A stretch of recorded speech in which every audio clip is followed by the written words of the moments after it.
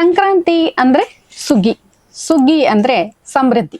ನಮ್ಮ ಹಿಂದೂ ಧರ್ಮದಲ್ಲಿ ಹೇಗೆ ಅಂತಂದ್ರೆ ಒಂದು ಭೌಗೋಳಿಕ ಪ್ರಕ್ರಿಯೆಯನ್ನು ಕೂಡ ನಾವು ಒಂದು ಹಬ್ಬವನ್ನಾಗಿ ಆಚರಿಸೋದು. ಕ್ಯಾಲೆಂಡರ್ ಹೊಸ ವರ್ಷದ ಹಿನ್ನೆಲೆ ಬರುವಂತಹ ಒಂದು ಪ್ರಥಮ ಹಬ್ಬ ಮಕರ ಸಂಕ್ರಾಂತಿ. ಸೂರ್ಯನ ಚಲನೆಗೆ ಆಧಾರವಾಗಿ ಭೌಗೋಳಿಕವಾಗಿ ಇರುವಂತಹ ಶೀತಲವಾದಂತಹ ವ್ಯವಸ್ಥೆಯನ್ನು ಅನುಗುಣವಾಗಿಕೊಂಡು ಇರುವಂತಹ ಒಂದು ನೆಲೆಯಲ್ಲಿ ಈ ಹಬ್ಬ ನಮ್ಮ ಎದುರುಗಡೆ ಬರ್ತದೆ. ಕೃಷಿಗೆ ಸಂಬಂಧಪಟ್ಟದ್ದು ಅಥವಾ ಕೃಷಿ ಬದುಕಿನೊಂದಿಗೆ ಒಂದು ಅವಿನಾಭಾವವಾದ ಸಂಬಂಧ ಇಟ್ಕೊಂಡ ಹಬ್ಬಗಳು ಅಂತ ಹೇಳಿ ನಾನು ಪರಿಗಣಿಸ್ತೇನೆ.